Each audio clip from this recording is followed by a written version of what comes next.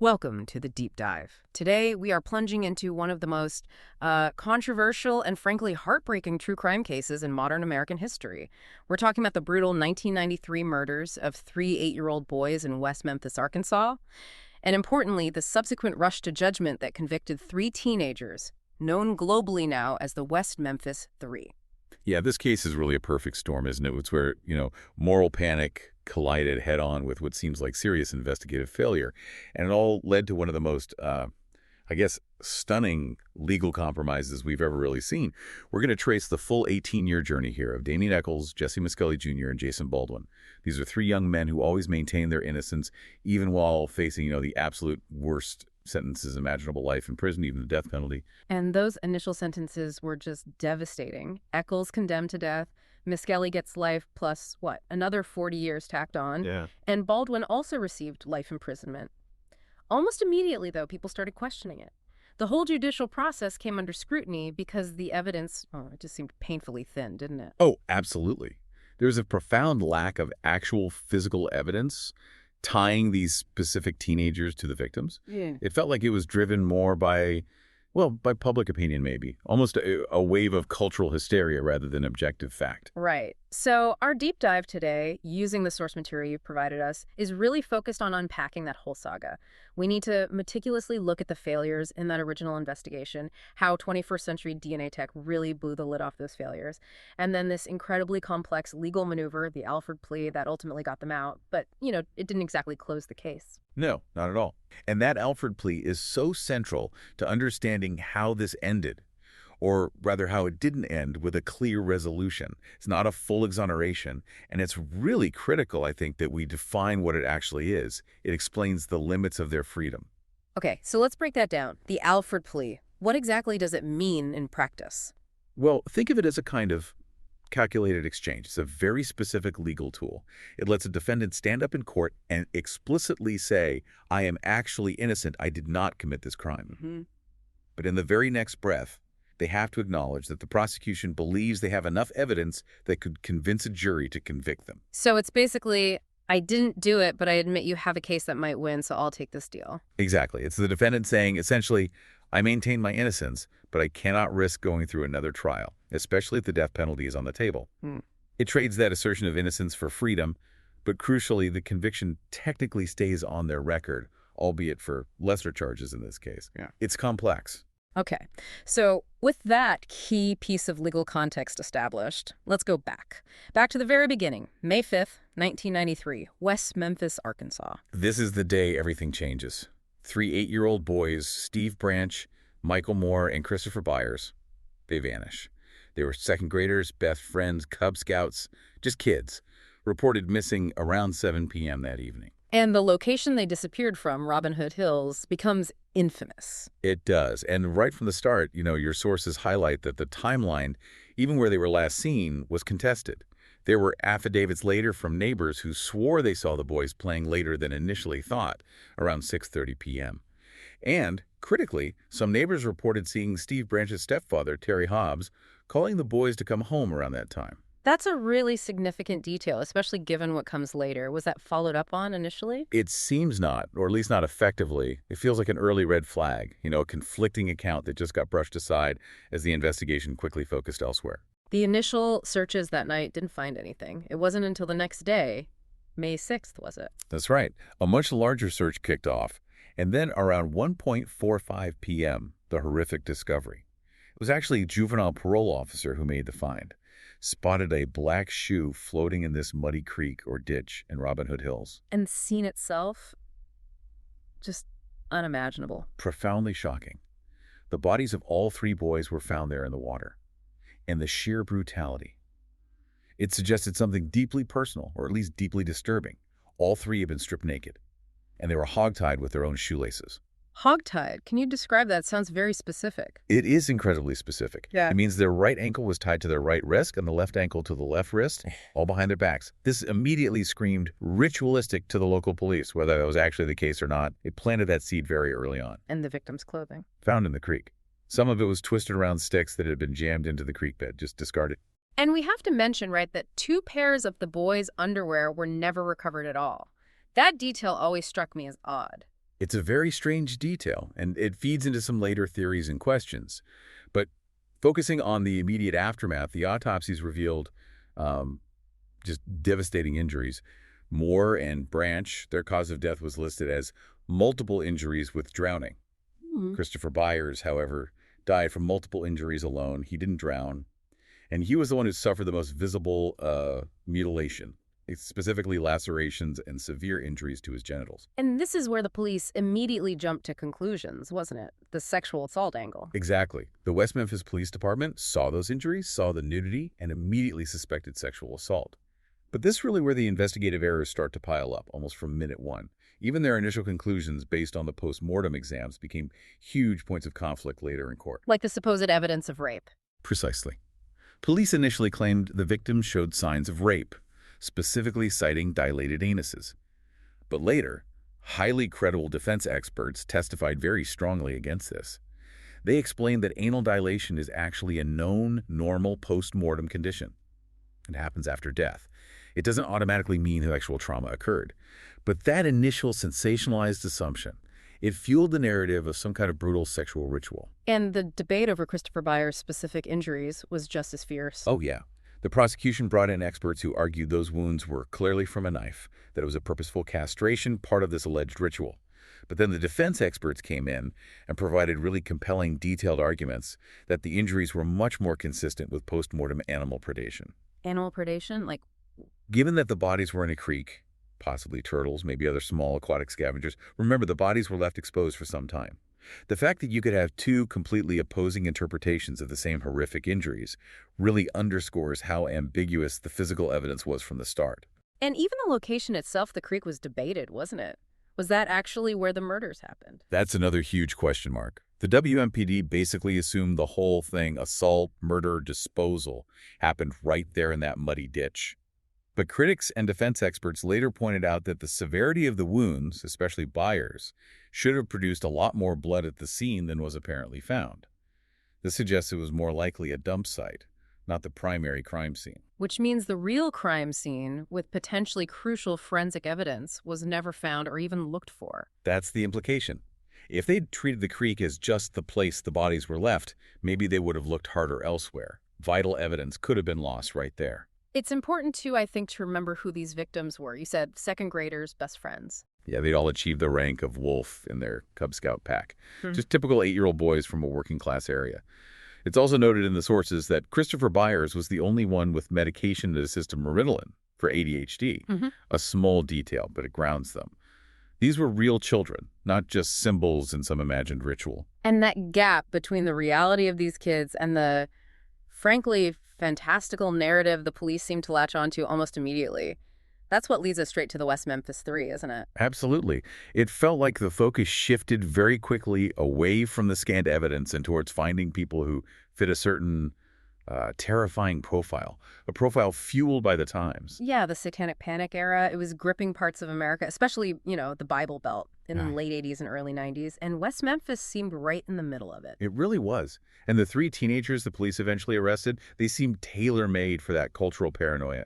Damian Eccles, who was 18, he was clearly the main focus from early on. He was already known as an outsider. Oh, Well, he had a documented history of mental health struggles, diagnoses, including paranoia, hallucinations. He apparently received full disability benefits for it. Plus, his appearance, dressing in black, his interest in occultism, Wicca, heavy metal music, writers like Aleister Crowley. In a place like West Memphis in 1993, that made him stick out like a sore thumb. he was basically the town's embodiment of everything they feared about rebellious youth culture. The perfect scapegoat. You could certainly argue that. Yeah. Then you have Jason Baldwin, who was 16. He was a close friend of Eccles. But Baldwin was actually, by all accounts, a good student, high grades, talented at drawing. His main crime seemed to be sharing Eccles's distaste for the prevailing cultural climate, as your sources put it. He was targeted largely by association. And the third, Jesse Miskelly Jr. Jesse was 17. He had a bit of a reputation, apparently, for a temper, getting into fights. But the absolutely critical factor with Miskelly was his tested IQ, 72. That's borderline intellectual functioning. And that vulnerability, unfortunately, seems to be exactly what the police exploited to, quote-unquote, crack the case. So the police, specifically officers James Sudbury and Steve Jones, they saw the hog tying, immediately thought cult, and Eccles, with his interests, just fit the bill perfectly. It appears so. He became the prime suspect almost instantly. He took an initial polygraph, denied everything, but the examiner claimed the results showed deception. That just hardened the police's view, confirmed their bias. But the real linchpin, the thing that allowed them to move forward with arrests, was Miskelly's interrogation and that infamous confession. That interrogation. It's just a textbook example of potentially coercive tactics. June 3rd, 1993. Police questioned Miskelly for about 12 hours straight. Think about that context again. A 17-year-old kid, IQ of 72, questioned alone. No lawyer, no parent or guardian actually present during the questioning, even though his father gave permission for him to go with the police initially. And the recording of it is suspicious, to say the least. Extremely. Only about 46 minutes of that entire 12-hour period were recorded. The implication is unavoidable. Whatever pressure, whatever leading questions, whatever happened to get that confession likely occurred off tape. And he recanted pretty quickly, didn't he? Almost immediately. He said he was intimidated, coerced, exhausted, that he just told them what he thought they wanted to hear so it would stop. An expert on false confessions later reviewed the recorded portion and testified it was a classic example of police coercion, especially with someone of Miskelly's intellectual limitations. And crucially, the details in the confession didn't even match the known facts of the crime scene. Not even close. It was wildly inconsistent. He said the murders happened around midnight. Physical evidence pointed to much earlier. He claimed he watched Damien rape one of the boys. Forensic evidence later showed no signs of rape at all. Yet, despite all of that, the low IQ, the immediate recantation, the factual errors, the lack of full recording, the Arkansas Supreme Court later ruled that confession was voluntary. That was a huge blow to the defense. And it wasn't just Miskelly's confession that felt pressured. There was also the testimony of Vicki Hutchison. Tell us about her role. Right, Vicki Hutchison. She was relatively new to the area. Her young son, Aaron, apparently made some comments about the murders happening at a playhouse, which kind of fed into the police's ritual theory. Hutchison then testified under oath at the trial that she'd been at a Wiccan gathering, an Esbat, where Damien Eccles supposedly bragged about committing the murders and implicated Miskelly. This sounds like a bombshell. It directly links Eccles and Miskelly through an admission. It was huge for the prosecution. It provided that narrative link they needed. Eccles as the evil mastermind, Miskelly as his sort of follower or accomplice. But fast forward about 10 years to 2003. She recanted. Completely. Vicki Hutchison recanted her entire story. She said she fabricated everything because the police had pressured her, even making veiled threats about taking her child away if she didn't cooperate with their theory. She also made that incredible claim about seeing photos of the West Memphis Three used as dart targets at the police station. If true, that just shows an unbelievable level of contempt and bias from the investigators. So, with the police seemingly fixated on these three teens, driven by a questionable confession and later recanted testimony, what about other potential leads? Were there any? Oh, yes. And this is where the confirmation bias really seems blatant. Your sources mention a couple of significant ones that were barely pursued. There were two other teenagers, Chris Morgan and Brian Holland. They apparently had drug histories, and they abruptly left town, went to California right after the bodies were found. Suspicious timing, right? Definitely. Did the police talk to them? They did eventually. Both apparently failed polygraph exams when asked about the murders. Morgan even briefly said something like he might have killed the victims before taking it back. But the West Memphis Police Department, already convinced they had their satanic cult killers, didn't really follow up aggressively. Unbelievable. And wasn't there something about a bleeding man? Yes. The Mr. Bojangles incident, as became known.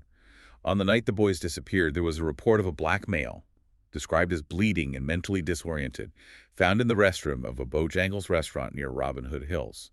Police were called. They took blood samples from the restroom. Okay, that sounds like a potentially huge lead, a bleeding, distressed person near the scene on the night of the crime. You'd think so. But then the police somehow lost those blood samples. They were never tested. And the lead wasn't really pursued. This becomes even more significant when you remember that later forensic testing found a hair belonging to an unidentified black male actually recovered from the crime scene, wrapped around one of the victims. Wow. So actual physical evidence possibly linking back to this ignored lead. Potentially. When you contrast the 12 hours spent grilling Miskelly versus the apparent dropping of this lead involving a bleeding man and not pursuing the teens who failed polygraphs, it really paints a picture. It suggests the investigation maybe wasn't about finding the truth, but about confirming the truth they had already decided on. Which leads us directly into the trials themselves. and how these investigative flaws played out in court. Right. And the first major consequence of relying so heavily on Miss Kelly's confession was that he had to be tried separately from Eccles and Baldwin. Why was that? Explain the legal reasoning there. It comes down to something called the Bruton Rule, which stems from a Supreme Court case. It's about protecting a defendant's Sixth Amendment right to confront witnesses against them.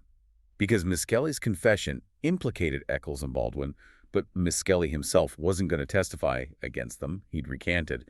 They couldn't cross-examine him about the confession. If they'd all been tried together, using his confession would have violated Eccles and Baldwin's confrontation rights. So the state had to choose. Try Miss Kelly alone with the confession, or try them all together without it. And they chose to split the trials, using the confession against Miss Kelly. That really shows how vital that confession, however flawed, was to their whole case. Absolutely. So in the joint trial of Eccles and Baldwin, the prosecution knew they didn't have the confession. They had to lean even harder on that emotional narrative, the satanic ritual angle. How did they build that narrative in court? It was central. They hammered on Eccles' interests, his clothes, his reading habits, and they brought in that occult expert, D.L. Griffiths. But as your sources note, Griffiths got his Ph.D. from an unaccredited correspondence school, Columbia Pacific University. The defense did manage to challenge the scientific validity of his testimony, arguing it was speculative, but the damage was probably already done. That idea of a satanic ritual sacrifice had been planted firmly in the jury's minds. And setting aside the occult stuff, what actual physical evidence did they present against Eccles and Baldwin? This is where it gets almost absurdly thin. The main physical evidence boiled down to a couple of fibers. They presented 2 green threads found near the crime scene, which a state witness said were microscopically similar to a shirt found in the closet of Eccles' sister, and 1 red rayon fiber, supposedly similar to a fiber from a robe found in Baldwin's home. Okay, let's unpack microscopically similar. What does that actually mean in forensic terms, especially back then? Does it prove anything? Honestly, it means very, very little. Back then, fiber analysis was basically about looking at common characteristics, color, diameter, material type like cotton or rayon. If 2 fibers are microscopically similar, it just means they share those basic class characteristics. They could have come from the same source, sure, but they could also have come from literally millions of other green shirts or red robes manufactured and sold. It's not like a fingerprint or DNA. So it's not a unique match. Not even close. In fact, the state's own fiber expert eventually had to concede on the stand that this similarity proved nothing beyond the fact that these were common fibers. The prosecution was basically saying, look, these guys own green and red clothes, and we found tiny green and red threads nearby. That was essentially the entire weight of the physical case linking them to the scene. Another point the prosecution hammered on was Eccles' supposed knowledge of the crime details, particularly the genital mutilation. They argued he knew things only the killer could know. Right, and this goes back to the integrity of the investigation itself. Eccles always maintained he heard details either from the police themselves during questioning or just through rumors and news reports circulating in town. Investigative journalists later found strong indications that sensitive, specific details about the crime scene had been leaked by police, perhaps inadvertently or even deliberately. And that kind of superheated atmosphere in West Memphis, it's entirely plausible Eccles could have picked up that incriminating knowledge without ever being near the crime scene. So beneath the surface of this satanic panic narrative, there were these profound systemic failures in the basic police work. Let's talk about those. The crime scene handling, for instance. Oh, the crime scene management was, by multiple accounts, abysmal. Dan Stidham, who represented Miss Kelly early on, described the creek area as being literally trampled by onlookers and even officials. And crucially, the bodies were pulled out of the water before the coroner arrived to properly assess things like rigor mortis. Why is that timing so important? It's vital for establishing a more accurate time of death. Removing them prematurely, leaving them on the bank exposed to sun, insects, the elements. It destroys that information and complicates any later forensic analysis of the bodies themselves. And the way they stored the evidence collected, that seems almost unbelievable. It really is shocking for a major homicide investigation. Your sources state physical evidence was put into things like supermarket paper sacks, not secure, sterile, airtight forensic containers designed to prevent contamination. Think about trace DNA, which they couldn't test for effectively back then. Storing evidence like that could easily ruin any chance of getting viable DNA later on. It certainly gave the defense plenty to attack. And beyond just, let's say, incompetence, there was this refusal to accept outside help. This is a really crucial point, I think. The West Memphis Police Department reportedly refused an offer of assistance from the Arkansas State Police's violent crime experts. Why would they do that? Well, critics and later reports suggested it might be because the WMPD itself was under investigation by the state police at that very time for alleged theft from a drug task force. Wow. So refusing help might have been about avoiding external scrutiny of their own department, not just the murder investigation. That's the speculation, yes. Yeah. It suggests they might have wanted to keep control, perhaps rush to a conclusion they could manage, without outsiders looking too closely at their methods or potentially other issues within the department. That really casts the whole investigation in a different light. It feels less like mistakes and more like a deliberate path taken. It certainly raises questions, and you see that bias reflected early on. There's that quote from a juvenile probation officer who was at the scene, reportedly saying very early in the process something like, "Looks like Damian Eccles finally killed someone." If the people processing the scene already have their minds made up, well, the integrity of everything that follows is questionable, isn't it? Years later, another forensic issue cropped up, possible bite marks. Yes, this emerged well after the trials. A forensic scientist reviewing crime scene photos noticed what looked like possible human bite marks on one victim's forehead. These hadn't been noted in the original autopsy. Further analysis concluded that if they were bite marks, they did not match the dental molds taken from Eccles, Baldwin, or Miskelly. And this brings John Mark Byers, Christopher's adoptive father, back into the picture in a strange way. It does. Byers, who was initially very vocal supporting the convictions, had all his teeth removed in 1997. This was after the trial, but before any official request could be made to compare his teeth to the potential marks. He claimed it was for unrelated dental problems. It just added another layer of unresolved questions, like the possible belt buckle mark also noted later in photos. These were forensic details potentially pointing away from the convicted three, details seemingly missed or ignored at the time. Okay, so convictions stand, appeals are denied through the normal channels for years. But the case refuses to die, largely thanks to public support and fundraising. What was the big turning point? The big turning point was definitely advancements in DNA technology.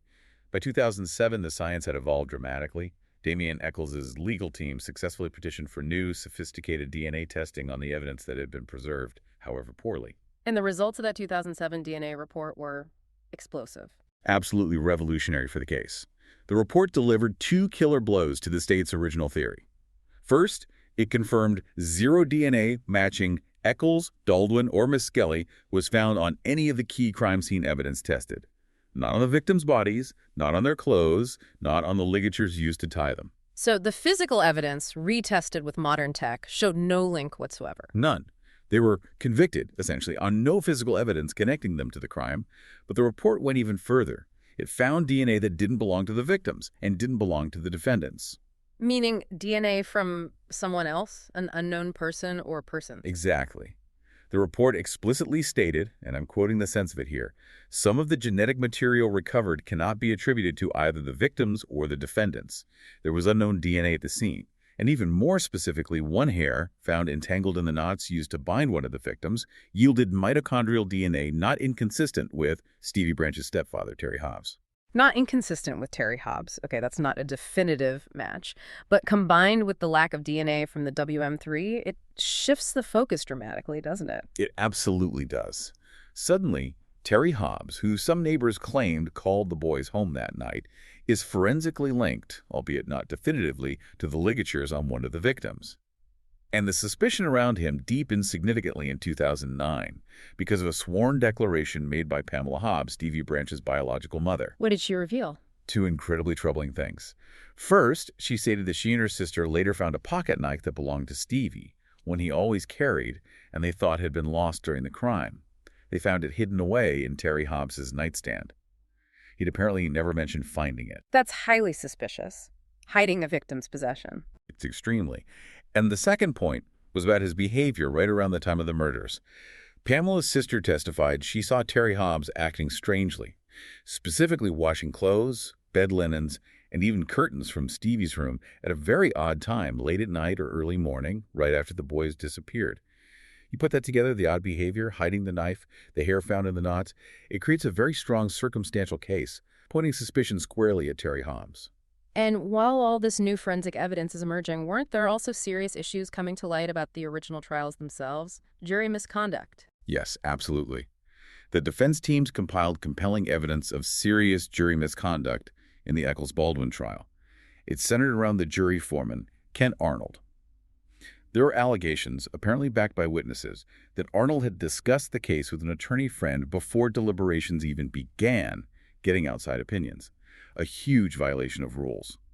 And worse, he was accused of bringing inadmissible evidence into the jury room specifically, talking about Miss Kelly's confession, which, remember, was explicitly barred from being considered in their trial due to the Bruton rule. So the jury's decision-making process was potentially corrupted from the inside. It certainly appears that way. It suggests their verdict wasn't based solely on the evidence presented in court, but on outside influence and information they legally shouldn't have had.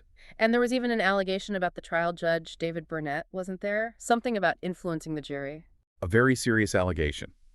Dan Stidham, Miss Kelly's former lawyer, testified he overheard Judge Burnett make a comment to the foreman during a sidebar, something to the effect of, "You'll need food for when you come back for sentencing."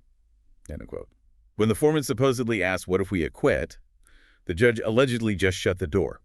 If true, it implies the judge presumed guilt or was signaling an expectation of guilt before the defense had even rested its case. Okay, so faced with potentially damning new DNA evidence pointing elsewhere, proven jury misconduct, and serious questions about the trial judge, the state of Arkansas was facing a potential catastrophe, right? An evidentiary hearing would air all this dirty laundry. Precisely. They were looking at a scenario where the entire case could collapse very publicly. The DNA, the Hobbs connection, the jury issues, the coerced confession. It was overwhelming. So they needed an exit strategy, a way to get the West Memphis Three out of prison without admitting fault, without opening the door to massive lawsuits. And that exit strategy was the Alford plea. Exactly. Negotiated over time, it culminated on August 19th, 2011. It was a complex legal deal.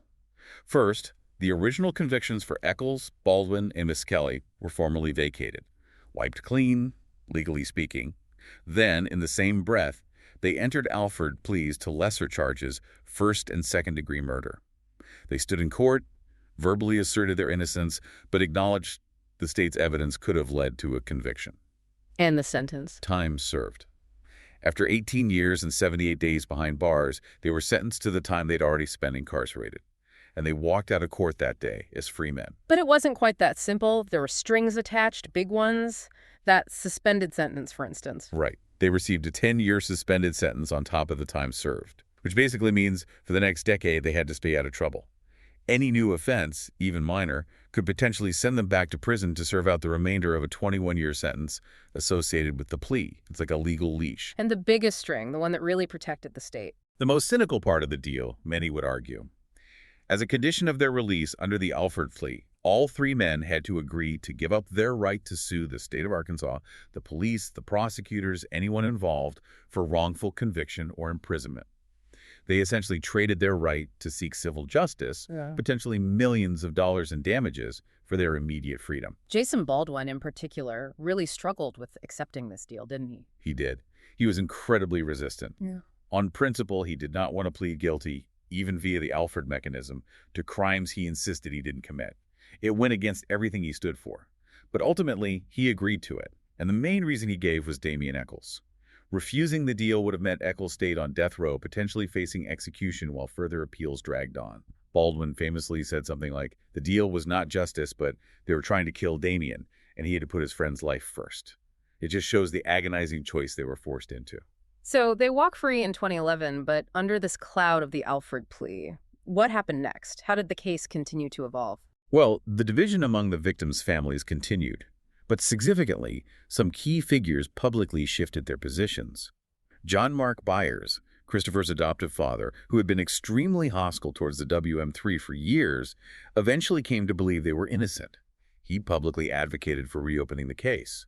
And Pamela Hobbs, C.V. Branch's mother, also became a powerful voice, questioning the convictions and supporting the WM3's claims of innocence. And what about Terry Hobbs, the focus of so much suspicion after the DNA results? He has always maintained his innocence. He actually filed a defamation lawsuit against Natalie Mames, the singer from the Chicks, who was a vocal supporter of the WM3 and had publicly implicated him. However, that lawsuit was eventually dismissed, and Hobbs was actually ordered to pay Mames' legal costs. While not a finding of guilt, it was certainly seen by many as a blow to his credibility. And what about independent experts, people looking at the case from the outside? The consensus among many experienced criminal profilers and investigators strongly leans towards the WM3's innocence. Johnny Douglas, the renowned former FBI profiler who consulted with Eccles' team, he stated very clearly he believed the crime wasn't the work of three teenagers engaging in some clumsy ritual. He saw it as more likely the work of a single killer, someone with a personal motive focused on degrading and punishing the victims. He found the satanic ritual theory completely unsupported by credible evidence. So after 18 years locked away, how did these three men, Eccles, Baldwin, and Miss Skelly, begin to rebuild their lives? They've all tried to move forward in different ways. Jesse Miskelly got engaged, reportedly to his high school girlfriend, and enrolled in community college, looking to train as an auto mechanic, very practical skills. Jason Baldwin moved out west to Seattle. He found a relationship and spoke passionately about wanting to go to college and become a lawyer, specifically to help other wrongfully convicted people, toning his own trauma into advocacy. And Damien Eccles, having spent all that time on death row. Eccles moved initially to New York, then later to Salem, Massachusetts, an interesting choice, given the history there with his wife Lori Davis, whom he married while incarcerated. He's become quite prolific as a writer, publishing memoirs about his ordeal. He's also deeply involved in visual arts and magical practice. His art often explores themes related to his experience, like that exhibit Salem, which directly compared his case to the historical witch trials, focusing on those false accusations of ritual abuse. But despite being free, the legal fight isn't over for them, is it? They're still seeking full exoneration. That's right. The Alford plea got them out, but it didn't clear their names. They are still technically guilty of lesser murder charges in the eyes of the law, even though they maintain innocence.